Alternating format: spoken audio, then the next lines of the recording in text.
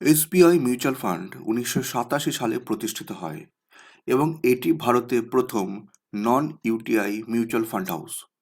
State Bank of India এবং ফ্রান্সের আমন্ডি asset ম্যানেজমেন্টের যৌথ উদ্যোগে পরিচালিত এই সংস্থাটি বর্তমানে ভারতের বৃহত্তম সম্পদ ব্যবস্থাপনা সংস্থা বা অ্যাসেট আন্ডার ম্যানেজমেন্ট এএমসি, যার ম্যানেজমেন্টের অধীনে থাকা সম্পদের পরিমাণ মানে এইউএম প্রায় ১০ লক্ষ কোটি টাকার গণ্ডি পেরিয়েছে। ঐতিহাসিকভাবে দেখলে ১৯৯০-এর দশকের অর্থনৈতিক উদারীকরণ থেকে শুরু করে ২০০৮-এর বিশ্বমন্দা, ২০২০-র কোভিডকালীন ধস, সব পরিস্থিতিতেই এই ফান্ড হাউসটি অত্যন্ত ধৈর্যের সাথে বিনিয়োগকারীদের সম্পদ রক্ষা করেছে। পরিসংখ্যান অনুযায়ী গত ১০ বছরে এসবিআই এর বেশ কিছু ফ্ল্যাগশিপ ফান্ড বার্ষিক 15-20% সিএজিআর রিটার্ন দিয়েছে।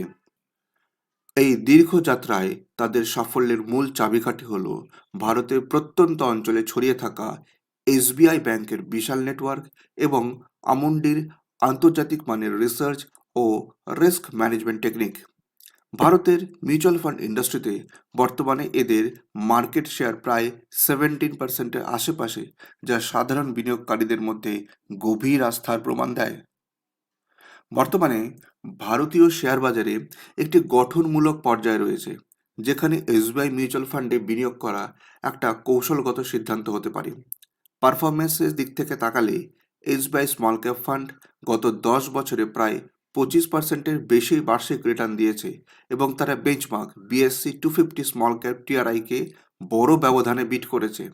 একইভাবে SBI large and mid cap fund এবং এসবিআই কন্ট্রা ফান্ড বিগত 3 এবং 5 বছরের সময়সীমায় তাদের নিজ নিজ বেঞ্চমার্কের তুলনায় 3-5% অতিরিক্ত আলফা জেনারেট করতে সক্ষম হয়েছে।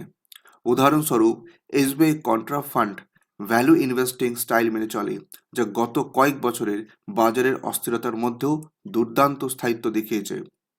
বর্তমান উচ্চ মূল্যায়নের বাজারেও এসবিআই এর ফান্ড ম্যানেজাররা লিকুইডিটি এবং কোয়ালিটি স্টকের উপরে জোর দিচ্ছেন, তবে সরাসরি বড় অঙ্কের টাকা মানে লাম্পসাম না লাগিয়ে সিস্টেম্যাটিক ইনভেস্টমেন্ট প্ল্যান বা এসআইপির মাধ্যমে বিনিয়োগ করা বেশি যুক্তিসঙ্গত, কারণ এটি বাজারের অস্থিরতাকে কাজে লাগিয়ে বিনিয়োগের গড় খরচ কমিয়ে আনে এবং দীর্ঘমেয়াদে চক্রবৃদ্ধির সুবিধা নিশ্চিত করে।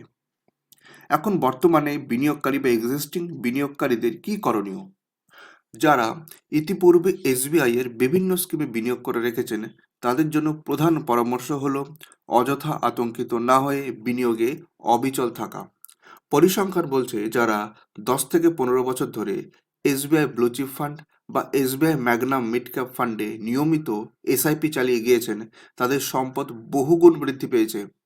যদি আপনার ফান্ডটি গত 1 বছরে বেঞ্চমার্কের চেয়ে সামান্য কম রিটার্ন দেয়, তবে ধৈর্য হারাবেন না, কারণ বড় ফান্ডের ক্ষেত্রে অনেক সময় ক্যাশ লেভেল বেশি থাকায় শর্ট টার্মে রিটার্ন কিছুটা কম হতে পারে। তবে নিয়মিত পোর্টফোলিও রিভিউ করা জরুরি। যদি দেখেন কোনো ফান্ড টানা 2 বছরের বেশি সময় ধরে তার পিয়ার গ্রুপ এবং বেঞ্চমার্কের চেয়ে অনেক পিছিয়ে আছে, তবে সুইচ করার কথা ভাবুন। বর্তমান বুল মার্কেটে এসআইপি টপ আপ করার মাধ্যমেও আপনি আপনার ইনভেস্টমেন্টকে ভালো জায়গায় নিয়ে যেতে পারেন। মনে রাখবেন, মিউচুয়াল ফান্ডে মূল মুনাফা আসে দীর্ঘ সময় ধরে বাজারে টিকে থাকার মাধ্যমে, বাজার থেকে এন্ট্রি এবং এক্সাক্ট টাইমের উপরে নয়। তাই লক্ষ্য পূরণ না হওয়া পর্যন্ত আপনার রিডেমশন বা টাকা তোলার সিদ্ধান্তকে স্থগিত রাখাই শ্রেয় হবে। নতুন ইনভেস্টররা কি করবেন? নতুন বিনিয়োগকারীদের জন্য এসবিআই মিউচুয়াল ফান্ড একটা নিরাপদ প্রবেশপথ হতে পারে। নতুনদের জন্য সরাসরি স্মল ক্যাপ বা সেক্টরাল ফান্ডে না গিয়ে এসবিআই নিফটি 50 ইন্ডেক্স ফান্ড বা এসবিআই ব্যালেন্স অ্যাডভান্টেজ ফান্ড দিয়ে শুরু করা ভালো। ইন্ডেক্স ফান্ডে খরচ মানে এক্সপেন্সেস রেশিও খুব কম থাকে এবং এটি সরাসরি ভারতের শীর্ষ 50টি কোম্পানির পারফরমেন্সকে অনুসরণ করে। পরিসংখ্যান অনুযায়ী দীর্ঘমেয়াদে ইন্ডেক্স ফান্ড অধিকাংশ অ্যাক্টিভ ফান্ডের সমান বা বেশি রিটার্ন দিতে সক্ষম হয়েছে। যারা মাঝারি ঝুঁকি নিতে চান, তারা এসবিআই ফোকাসড ইকুইটি ফান্ড বিবেচনা করতে পারেন, যেখানে সর্বোচ্চ 30টি স্টককে বাছাই করা হয়। নতুন বিনিয়োগকারীদের উচিত অন্তত 5 থেকে 7 বছরের লক্ষ্য নিয়ে মাঠে নামা। শুরুতেই বড় ঝুঁকি না নিয়ে মাসিক 2,000 বা 2,500 টাকার এসআইপি দিয়ে বাজারের গতি প্রকৃতি বোঝা উচিত। বর্তমানে ডিজিটাল প্ল্যাটফর্মে এসবিআই নিজস্ব এসবিআই এমএফ অ্যাপের মাধ্যমেও কেওয়াইসি আপডেট করে নিতে পারেন। আপনার বিনিয়োগের মূল ভিত্তি হওয়া উচিত ডাইভার্সিফিকেশন, যাতে বাজারের কোনো একটি সেক্টর খারাপ করলেও আপনার পুরো পোর্টফোলিও ক্ষতিগ্রস্ত না হয়।